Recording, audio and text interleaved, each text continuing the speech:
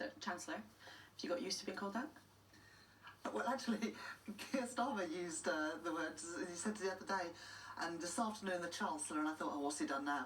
And then, and then I remembered it was me. So I am getting used to it, but yes, I do have to pinch myself occasionally. Last time I was on this programme was 8 weeks ago, and it was the first weekend of the election campaign, and I think you said to me in that interview, in a few weeks' time you might be Chancellor, and that is exactly what I am, and I feel very proud and privileged to be in this position, especially as the first female Chancellor of the Exchequer that this country has ever had. You have very, very hard work ahead of you, however. You asked officials almost as soon as you arrived to give you a sort of warts and all verdict on the state of the public finances. What have you found out that you didn't know? Well, I was clear during the election that the scale of the challenge was going to be immense. It was why during the election campaign I didn't make any commitments that weren't fully funded and fully costed. Very different to what the outgoing Conservative government did, where they racked up a load of spending commitments even during the campaign. I wasn't going to do that because I knew that we'd have to make difficult decisions. And you're right, I asked officials that first weekend after the election to do a full analysis of the state of the public finances, the public spending pressures that we're under, and I've committed to present that to Parliament by the end of this month, and I will do that because I really want to be honest with people. I think people know that things are a mess. The first Parliament, the last one, where living standards were lower at the end than they were at the beginning, public services on their knees, a tax burden at a 70-year high, debt almost the same size as our entire economy.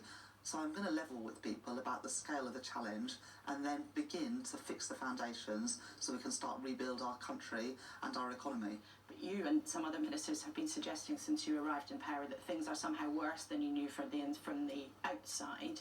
What is it that you have seen that has actually given you that belief? Because most of the information was in the public domain, whether it was about prisons or about Well, courts. I'll give you one example. You mentioned prisons.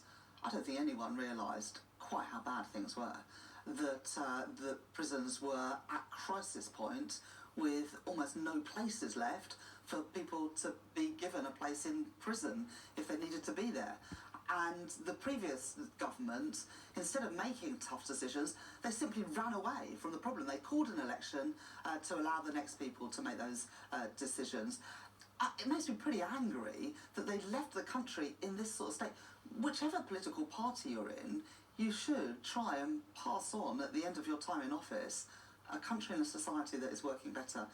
This Conservative government didn't do that, and they've left it to us to pick up the pieces. Are you suggesting that they deliberately called an election to cover up how bad things were on the inside? Because when it comes to prisons, which you mentioned, for example, the information about what was going on was published all the time. It was in the public domain. No, Laura, that's just simply not the case. I don't think anybody on the outside understood the full extent of the challenge in our prisons. Let me give you another example.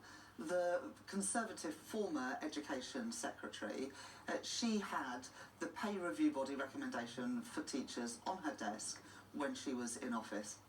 She didn't do anything about it. She didn't publish it. She didn't say how she was going to respond to it. They called an election. They didn't make the tough decisions, they ran away from them, and it's now up to us to fix it and to pick up the pieces. And we will do that, and we will do it in an open and transparent way.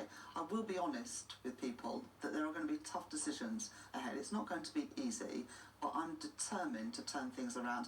And it's why also that first weekend in the Treasury, I said to officials, we've got to break out of this sort of doom loop of low growth, high taxes and deteriorating public services. We've got to grow the economy. The election campaign, you'd think that the economy was just about tax and spend.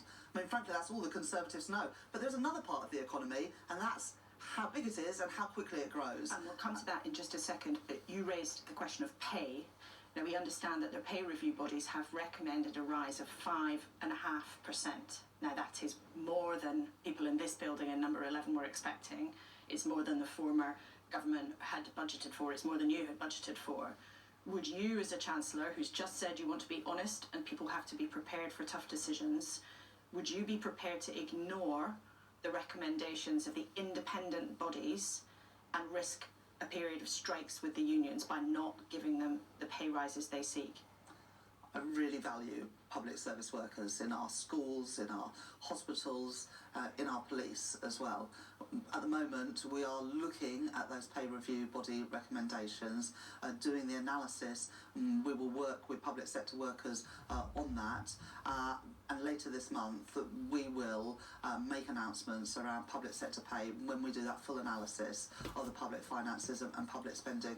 But we also know that there is a cost to not settling, a cost of further industrial action, a cost in terms of the challenge that we face in recruiting, retaining doctors and nurses and teachers as well. But we'll do it in a proper way and make sure that the sums add up. There's a question of principle, though, and when you were asked about this in opposition, you said that the most important thing to you was your commitment to your spending limits, those fiscal rules as they are known. So I'll ask again, in principle, are you willing as Chancellor to ignore the recommendations for increasing the pay for teachers and other public sector workers? We'll set that all out later this month. But I value the work that public sector workers do. They provide a huge service to our country. But we will set it out in a proper way later this month. People won't have long to wait. We will do that before this month is out. And I can see you don't want to give the detail of what decision you may make.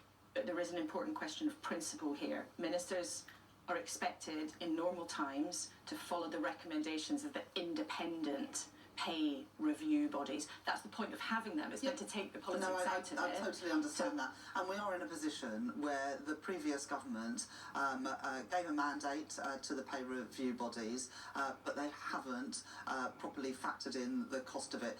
That is what this review will be about, looking at the state of the public services, the state of the public finances. But there is also a cost of not settling, because the cost of this ongoing industrial action, the cost of failing to be able to recruit and retain the doctors, the nurses and teachers, that also has an impact on our economy. But I've just come back to this point. You know, we are in a situation where there are huge spending pressures, and our economy is so weak as it's not generating the tax revenues that we need to fund our public services.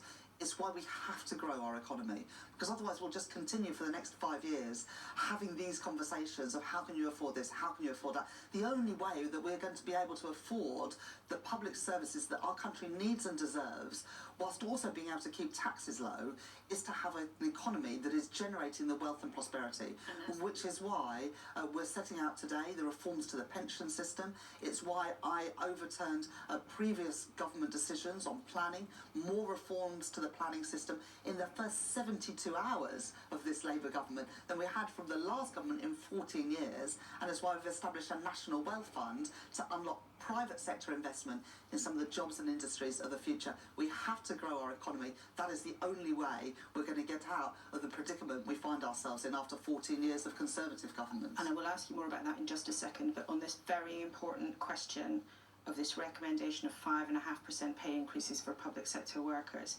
if you went ahead with that, what would the effect on your spending plans be? Because that is a huge amount of money that was not planned for. It would blow your numbers, wouldn't it? Well, you know the fiscal rules, that we are going to balance day-to-day spending with tax receipts. We'll get debt down as a share of our economy by the end of the forecast period, and then subject to that, invest in the things that we need to grow our economy. Those fiscal rules are non-negotiable.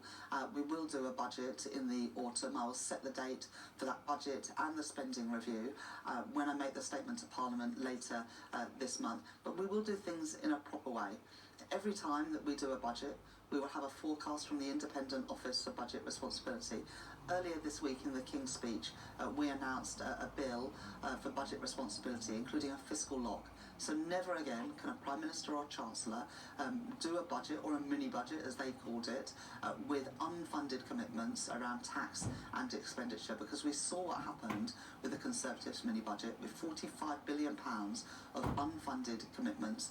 No one got those tax cuts. What they did get is huge increases in their mortgage rates, which is why fiscal responsibility and financial stability is the cornerstone of everything that I will do as Chancellor of the Exchequer. Then when it comes to your pension reforms then, you are promising to update the rules in the hope that it will bring lots of investment in, or unlock lots of investment from big piles of cash that are sitting around in the market not being used properly. I've heard politicians promise this kind of change to pensions many times.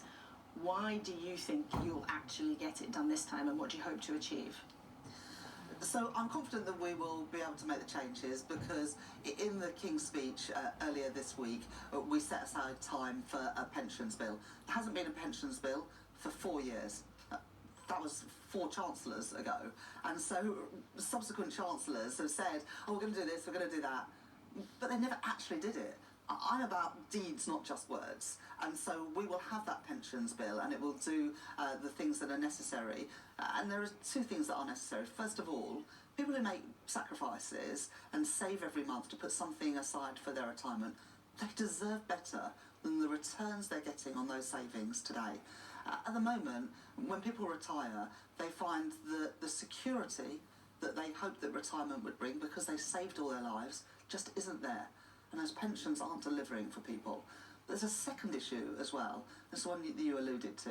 There are £800 billion worth of DC, defined contribution, pension savings. There will be within the next couple of years. There's also £360 billion in local government pension schemes.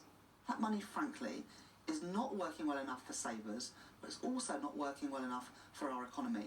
If we could unlock just 1% of the money in defined contribution schemes and invest that in more productive assets, fast-growing British companies, that'd be £8 billion to help finance growth and prosperity and wealth creation here in Britain. So this is so important. It's so important to ensure that working people are better off, but it's also so important to our growth mission so that we can create that wealth and prosperity across the whole country.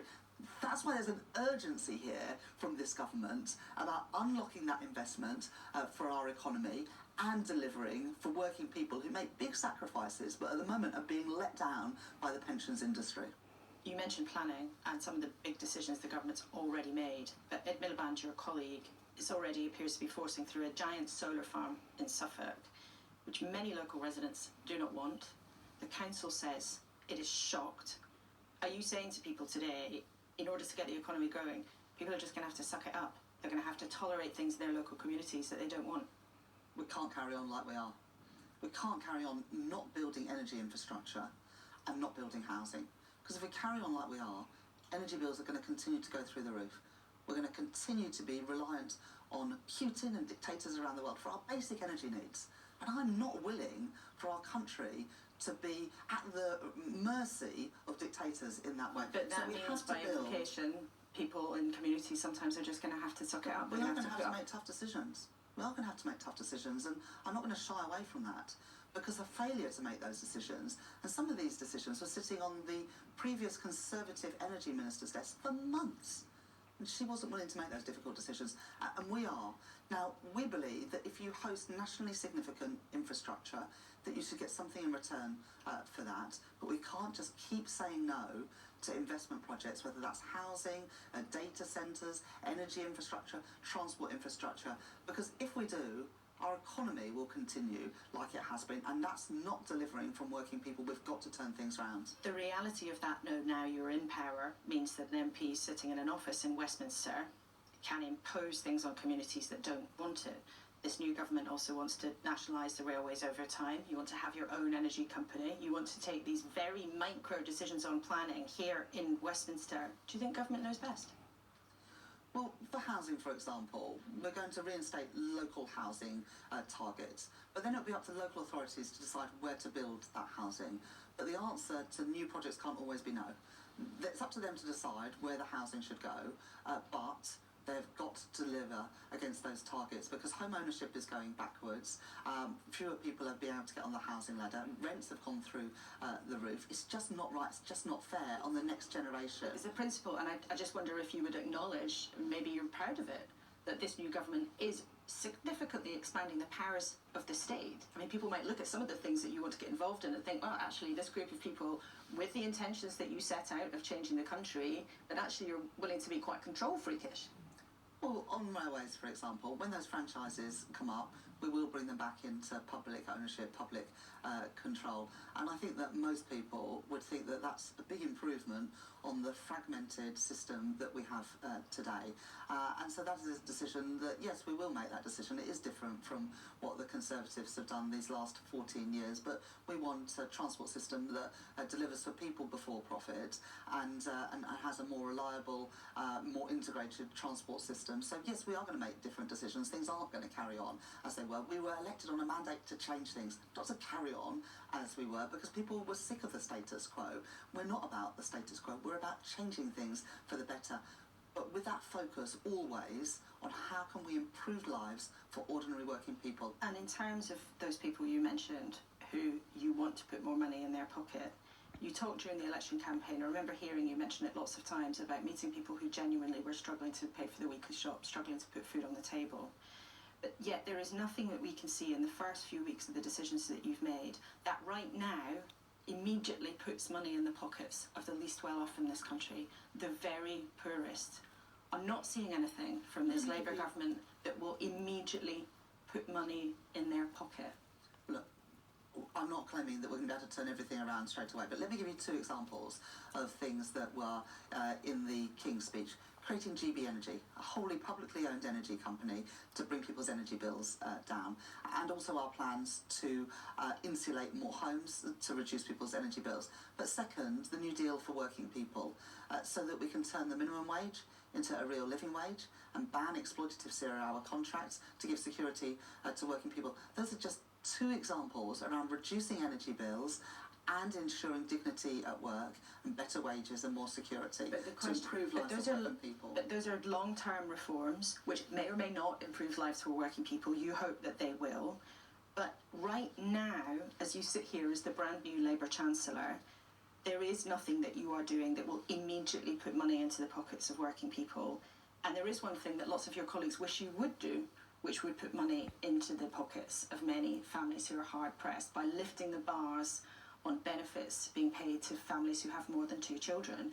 And it's not just a few, pockets of backbenchers. There are serious Labour figures like Andy Burnham who want you to do this. Gordon Brown wants you to do this. You could lift 500,000 children out of relative poverty straight away if you made that choice. Laura, it costs more than £3 billion a year. And we were really clear during the election that we were not going to make spending commitments without being able to say where the money was going to come from. And if I said to you now, we're going to make those changes this year or next year or the year after, you would rightly say, where's the money going to come from that? If we're not able to say where the money is going to come from, we can't promise to do it. And that's true when it comes to the 2-child limit and anything else. But if you ask, are we going to lift kids out of poverty? Absolutely we are. And look at some of the things that we've committed to do and that we will do. Free breakfast clubs at all primary schools so that all children get a good breakfast in the morning, and to help their mums and dads be able to take more hours at work or to get a job. The creation of 3,000 additional nurseries with 100,000 places to help, again, working parents be able to work to provide for their families. The New Deal for working people to turn the minimum wage into a real living wage. Banning exploitative zero-hour contracts. These are all things that have a material impact on child poverty. Previous Labour governments have lifted kids out of poverty. It is what is in our DNA. We will do that, but I'm not willing to make unfunded commitments, because what happens when you make unfunded commitments, whether they're around tax or spending, is the economy crashes. And that financial market turbulence ends up costing the most vulnerable in society even more through higher mortgages and higher rents. And I am going to run our economy with iron discipline, bringing stability back, because we haven't had stability, families haven't had stability for the last few years, and growing our economy so that we've got more money to spend on the people's priorities. But people are going to have to wait, because those are things that will take time, although I know that you say it's urgent and I know that you want to get cracking. Do you acknowledge that actually since you've been here, the economy is starting to improve? Inflation's back to normal, actually growth has been revised up? Well, we've also seen just this week the government borrowing numbers, which is significantly higher than people had anticipated, and that goes to the real true extent of the public finances and the public spending pressures. We also saw labour market data, unemployment up, economic inactivity up. So I really don't buy this idea that somehow we've been handed a golden inheritance. If the former Prime Minister and Chancellor had have thought things were so good, they would have allowed the election to take place in the autumn. They called an election because they weren't willing to make tough decisions and they just ran away. That is deeply irresponsible. It now falls upon this new Labour government to tackle the challenges that we face as a country, as an economy, and we are going to do that, but we will do it in an open, a responsible and an honest way, and that is very different from what we've seen these last 14 years. I want to ask you about President Biden. Obviously, there's turmoil in your sister party across the Atlantic. I know that every politician in government will want to be diplomatic and not want to stick their oar in, but I just wonder, I know you've paid close attention to what he's done with the American economy. How would you describe President Biden's contribution, and do you think he should run in this race? Well, those are decisions for the American people, but in the first or second day in this job, I had the privilege of speaking to the US Finance Secretary, Janet Yellen, somebody who's been a big inspiration to me. I had the chance to meet her last year in Washington and to speak to her this week. And some of the things that they're doing in the US to reindustrialise the former industrial heartlands, to bring good jobs back to America.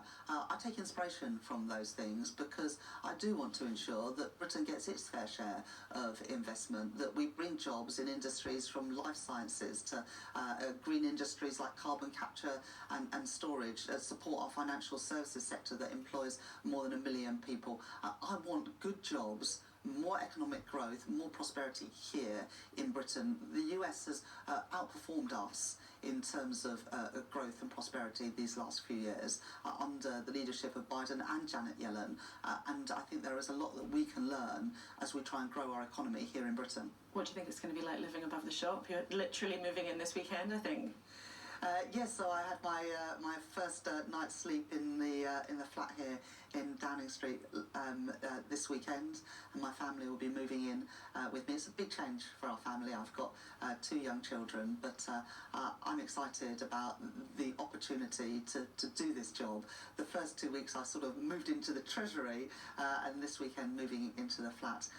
But there's a lot to do, and we've only just begun. And there's a tradition of chancellors having often their predecessors hanging on a portrait looking down on them above the desk. Have you decided who you're going to put on your wall? Well, the picture of Nigel Lawson has come down, and a new picture will go up. And you know that I've been hugely inspired by many women in politics and in economics. Women like Ellen Wilkinson, Jenny Lee, Alice Bacon in politics and in economics. Women like Joan Robinson or Mary Paley Marshall. So I haven't made a decision, but a picture will be going up on that wall. And it will be a woman? It will be a woman. Rachel Reeves, Chancellor, thanks very much indeed for speaking to us today. Thank you.